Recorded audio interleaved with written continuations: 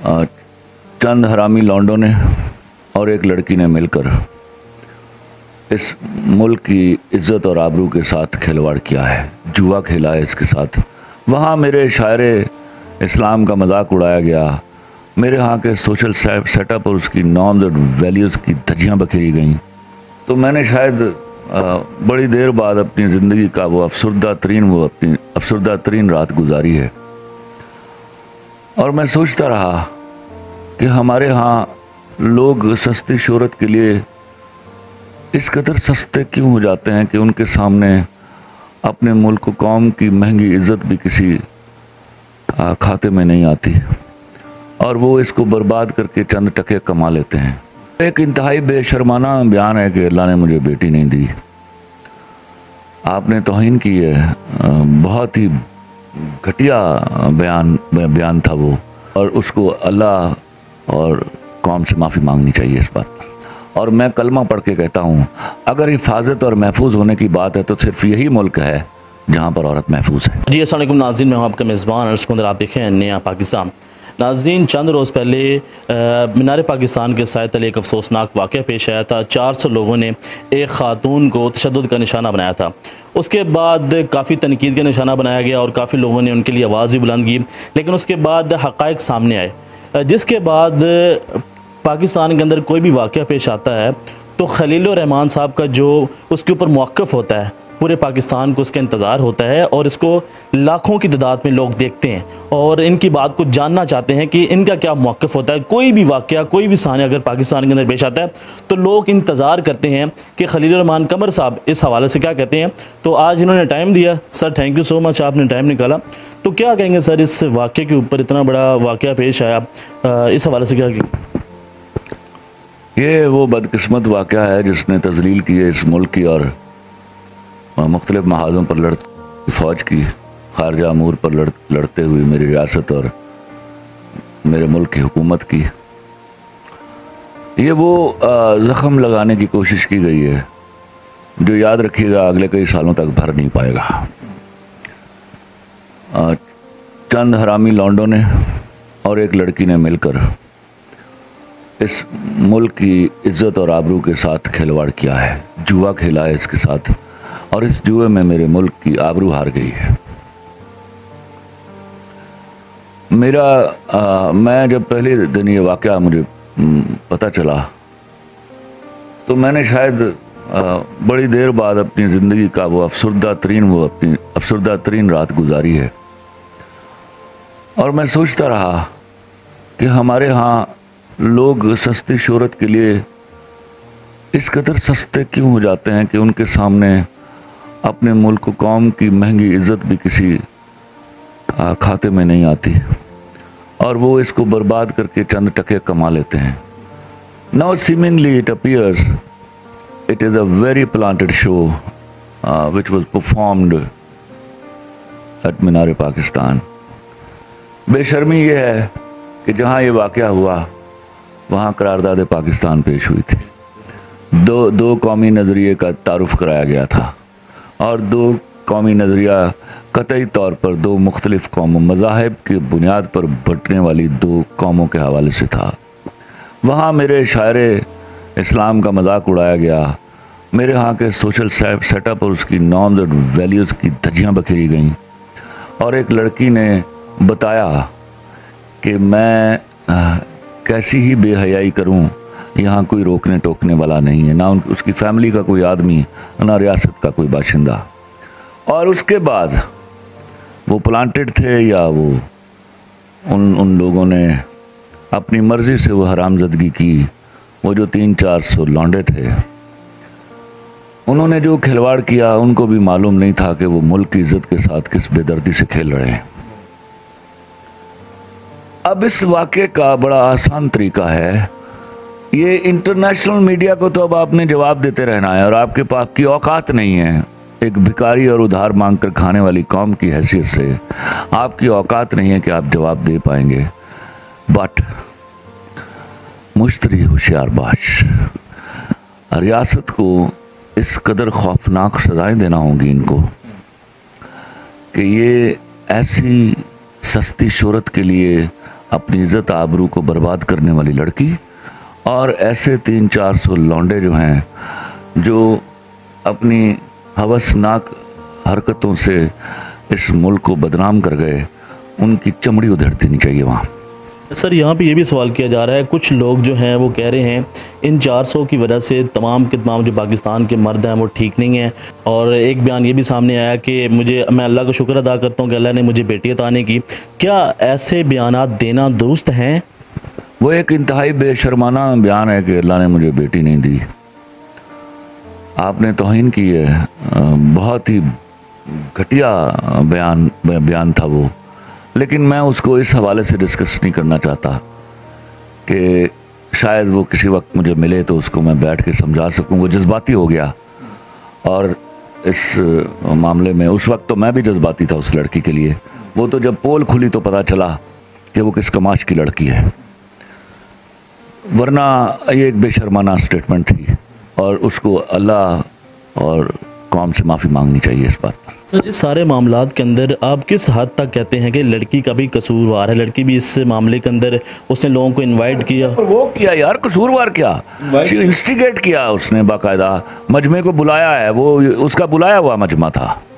उसने मैसेज करके बताया कि मैं आ रही हूँ और जिसने मेरे साथ सेल्फी बनवानी है वो वहाँ पहुँच जाए।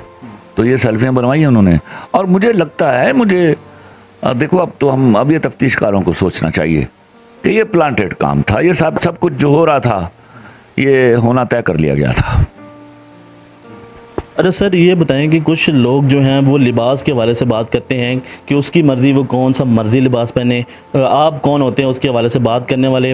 वो चाहे मीनार पाकिस्तान जाए, वो चाहे बादशाही मस्जिद जाए, वो जहाँ मर्ज़ी जाके सेलिब्रेशन करे, आप इसके ऊपर बात नहीं कर सकते हैं। इसी हवाले से मैं सवाल करूँगा, इस्लाम इसके हवाले से क्या कहता है? उनको समझाना चाहते हैं। बात तो है कि जो मर्ज़ी वाले हैं इनको बताना चाहिए कि अगर उनकी ये मर्ज़ी है तो लौंडों की भी फिर यही मर्ज़ी है। अगर इस तरह की मर्जियाँ होनी है, आप जो मर्जी लिबास पहने, नंगी फिरें आप, लेकिन आप बताएं कि आप औरत नहीं हैं। फिर औरत का एक मयार है जो मुतय्यन किया इस्लाम ने, आपको सर ढांपना होगा। अगर आप सर नहीं ढांपती तो आप फिर वो बताइए जो हैं। औरत के एम्बिट में मत दाखिल होने की कोशिश कीजिए। औरत बड़ी मुकद्दम और बड़ी बाइश एहतराम है मेरे मुल्क की। सर जब भी कोई पाकिस्तान के अंदर वाक़या पेश आता है तो लोग बड़ी बेताबी के साथ आपका इंतज़ार करते हैं कि आपका मौक़िफ़ आता है, और उसको मिलियंस की तादाद के अंदर लोग देखते हैं और उसके ऊपर फिर एक राय कायम करते हैं।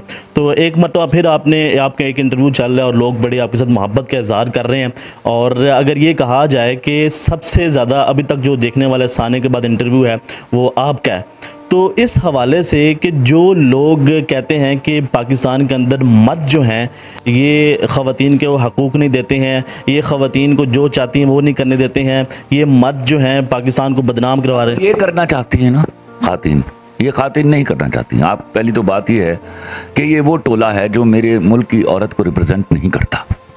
वहाँ पर एक लड़की ये थी और 70-80 हज़ार लोग और भी थे, जिनमें 20-22 हज़ार लड़कियाँ तो थी। वो भी आई और वो सालों से आ रही हैं। ऐसा कभी वाक़या नहीं हुआ 75 साल में, ऐसा कोई वाक़या 70 साल में ऐसा कोई वाक़या नहीं हुआ। ये पहला अंधुनाक वाक़या है ये, जिसने मेरे मुल्क की इज़्ज़त की मिट्टी पलीद की है, और ये इस लड़की और उन 300-400 लौंडों की वजह से हुआ। तो सर ऐसे वाक़यात को रोका कैसे जा सकता है? रियासत शुड प्ले इट्स रोल। उसको डिफ़ाइन करना होगा, उसको डिफ़ाइन करना होगा कि कितनी लिमिट्स में रहने की इजाज़त दी जा सकती है, मर्द को भी और औरत को भी। आप इस तरह मादर पिदर आज़ादी को हासिल करके अगर आप ये समझते हैं कि आप किसी सोशल सेटअप की नुमाइंदगी करती हैं, किसी मज़हब की नुमाइंदगी करती हैं, तो आप फिर वो बेवकूफ़ लोग हैं जो जहालत के अंधे कुएं में रह रहे हैं। सर इसमें कोई दूसरी दो राय नहीं है कि आप ख़वातीन के लिए भी काम करते हैं, उनके हकूक़ के लिए भी बात करते हैं, मर्दों के हकूक़ के लिए बात करते हैं। तो काम करता हूँ, ये कोई काम करती हैं? I am working for them, I am fighting for their rights. एक एक राइट के लिए मेरी कोशिश है कि ऐसा मुमकिन हो जाए कि मेरे मुल्क की हर औरत को उसके वो सारे जायज़ हुकूक मिल जाएं जिनको वो डिज़र्व करती है। और ऐसे ही ये शर्म व हया के मामले सिर्फ औरत तक परटेन नहीं करते, ये शर्म व हया के मामले इसकी कदर मर्द पर भी लगती है। उसको भी ढांपने नज़रें नीची रखने और औरत की इज़्ज़त और आबरू की हिफाजत करने का हुक्म है उस पर भी। सर इस सारे मामले के अंदर आप ऐसे लोगों को क्या कहेंगे कि जिन्होंने दो तरफ़ा जो है वो चीज़ें नहीं देखी, एक तरफ़ा चीज़ें देखी, उन्होंने इस चीज़ का इंतखाब किया और एक मुहिम चली जिसकी वजह से पाकिस्तान का नाम पूरी दुनिया के अंदर बदनाम हुआ। अब वो बदनामी कैसे मिटाई जा सकती है? अब तो चीज़ें चल चुकी हैं। ये बदनामी हो चुकी है, याद रखिएगा। मैं बार बार कहता हूँ कि इंडिया जो बदनाम है अपने मुल्क में औरत की बदतकरीमी में और के वाक़यात में, औरत की तज़लील में, उसका चेहरा इस वाक़े की आड़ में छुप जाएगा। उसका जो भौंकने वाला मीडिया है वो सारी दुनिया को बताएगा कि पाकिस्तान में औरत महफूज नहीं है। और मैं कलमा पढ़ के कहता हूँ, अगर हिफाजत और महफूज होने की बात है तो सिर्फ यही मुल्क है जहाँ पर औरत महफूज है। सर चंद माह पहले इमरान खान साहब ने बात की थी ख़वातीन के लिबास के हवाले से, और जिसके बाद उन्होंने कहा कि अगर आप अपना लिबास को पूरा कर लेंगे तो ये जो मामलात होते हैं ये रुक सकते हैं। लेकिन उसके बाद चंद लोगों की तरफ से इंटरनेशनली तौर पे भी प्रेशर डाला गया और कहा गया कि इमरान खान साहब जो है वो तज़लील कर रहे हैं एक ख़ातून की, ख़वातीन की। बिल्कुल नहीं, उन्होंने एक बाप की हैसियत से कही थी ये बात। अब आपके ऊपर है, आप ना पहनिए। किसने आपको, कौन कपड़े, आप कपड़े पहना के आते हैं औरतों को? मैं कपड़े पहना के आता हूँ? आप अपनी मर्जी से जो मर्जी पहनती हैं। वो एक मुल्क का सरबरा जो है वो अपने उस टेन्योर की हद तक बाप होता है कौम का। वो उसने एक बाप की हैसियत से, जैसे बाप अपनी बेटियों को कहते हैं, सर ढांपने के लिए, ये सर ढांपने का हुक्म मेरी शरिया ने दिया है और उसके फ़वाइद है, क्योंकि वो इंस्टिगेट नहीं करती चीज़। जब आप ढांप कर फिरती हैं तो आप अपनी आबरू और इज़्ज़त की हिफाजत करती हैं। और आपके पास क्या एक्स्ट्रा चीज़ क्या लगी हुई जो दिखाने की कोशिश कर रही हैं आप? What is special with you? तो ये बातें उनको समझानी होंगी और समझनी होंगी। और वो एक टोला है। और मुझे अफसोस सिर्फ इमरान खान के ऊपर इस बात का है कि उनको किसी सूरत में अमेरिका जर्नलिस्ट को एक्सप्लेनेशन नहीं देनी चाहिए थी। He was absolutely right. So when somebody is right, he is right. That's it. उसको सीधा जवाब देना चाहिए था। Who are you to ask this question? हमने आपके सोशल सेटअप पर और आपके जहाँ जो इतने रेप होते हैं डेली और इतनी जो डोमेस्टिक वायलेंस होती है, हमारे जर्नलिस्टों ने कभी जाके तुमसे नहीं पूछा ये क्यों हो रहा है यहाँ? और तुम्हारी तादाद तो बहुत बड़ी है। हम तो 74 सालों में उतना नहीं कर पाए जितना तुम साल में कर देते हो। सर इसी के साथ मैं एक सवाल करूंगा कि आपने स्ट्रगलिंग की लाइफ के अंदर, आपने हार्ड वर्क किया। तो लफ्ज़ मेरी ज़िंदगी में कभी सुना मेरे मुंह से? I hate the word struggle. Struggle 2 number लोग करते हैं। मैंने मेहनत की है, हार्ड वर्क किया। आपने इतनी मेहनत की और जिसके बाद अल्लाह ताला ने आपको इतनी इज़्ज़त दी है और आपने कामयाबी हासिल की हैं, तो किसी न किसी सतह पे आपने कभी बस का जो है वो सफ़र किया होगा और उसके दौरान आपने देखा होगा कोई खातून आती हैं तो तमाम के तमाम जो मर्द हैं वो उनको जगह देते हैं, जी बैठे हूँ आप। मैं आई वेंट इंडिया, बाकी यूरोपियन कंट्रीज तो छोड़िए, मैं इंडिया गया, ट्रेन में बैठा और रश लगा हुआ था। हमें जाना था पुलिस रिपोर्टिंग के लिए, वीटी स्टेशन, उनका पुलिस स्टेशन। तो there was no choice to go by train. तो एक खातून आई और मैं उसके लिए उठ के खड़ा हुआ तो शी वाज जस्ट अमेज्ड, क्योंकि वहाँ औरतें वो पकड़ के खड़ी थी, वो जो उसके रॉड्स थे जो बस के जहाँ आप सहारा लेते हैं, और कई औरतें खड़ी थीं। और एक बुढ़िया जब आई है तो मैं उठ के खड़ा हुआ हूँ और शी वाज जस्ट एस्टोनिश्ड। उसने मुझे सवाल पूछा कि कहाँ से आए हो, और मैंने कहा माँ आप बैठिए यहाँ, ये बात जवाब बाद में देंगे। तो ये सिर्फ मेरे मुल्क में है भाई। मैं बीमार हूँगा तो एक खातून को जगह दूंगा अपनी। हाँ सर, अगर आप प्राइम मिनिस्टर होते इस केस के बाद आप क्या फैसला करते? मैं समझता हूँ हमारा प्राइम मिनिस्टर एक बड़ा दयानतदार आदमी है। I wish he should continue with the things. और उसको सिर्फ अब ये समझना होगा, उसकी टीम को समझना होगा कि ये मुल्क हमने इवेंचुअली नई नस्ल के हाथ में देकर जाना है, लेकिन उससे पहले हमने नई नस्ल की तरबियत करनी है। ये बड़ी गलत तरबियत हो रही है। ये मुल्क इनके हाथों में देकर जाएंगे, ये they are not able to run it, I tell you. इनकी तरबियत की बहुत सख्त ज़रूरत है। शुक्र है चलिए अंग्रेज़ी में मुझे एक फॉरेन लैंग्वेज में ही आ गया। कोई दिन वो भी आएगा जब आप अपनी ज़बान पढ़नी शुरू करेंगे। आप 1 सिलेबस पे गए हैं, अब आपको तय करना है नॉर्म्स और वैल्यूज़ के अंदर रह के, शरई इंजंक्शंस के अंदर रह के औरत और मर्द दोनों को उसकी लिमिटेशंस बताना होंगी।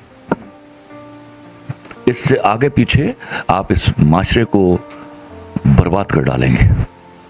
टिकटॉक ऐप है सर, जिसकी वजह से ये तमाम के तमाम मामला सामने आते हैं और यहाँ तक इसके अलावा भी बड़ी बेशर्म ऐप्स है। सवाल ये है कि ये रियासत का काम है, क्या वो अंधी है रियासत? They should take notice of it कि इससे बेरारवी फैल रही है। उसमें अच्छे बच्चे भी हैं यकीनन, वो अच्छी टिकटॉक्स भी बनाते हैं, लेकिन बहुत सारा ऐसा हिस्सा है, बहुत सारी ऐसी लड़कियां और लड़के शामिल हो गए हैं जो इंतहाई बेशर्माना और बेरारवी पर मबनी टिकटॉक्स बनाते हैं। उनका कला कमा करना होगा। जी नाज़रीन, आपने इनकी गुफ्तगू सुनी है, जिस तरह इन्होंने अपना मौक़िफ़ दिया कि इसके ऊपर हमें देखना चाहिए, दोनों तरफ जो है दोनों पहलू को देखना चाहिए, उसके बाद हमें ये डिसाइड करना चाहिए कि कौन गलत है कौन नहीं है। और साथ ही इन्होंने कहा कि जिन लोगों ने उनको तंग किया, 400 थे, 200 थे या 300 थे, उनको कड़ी सज़ा देनी चाहिए।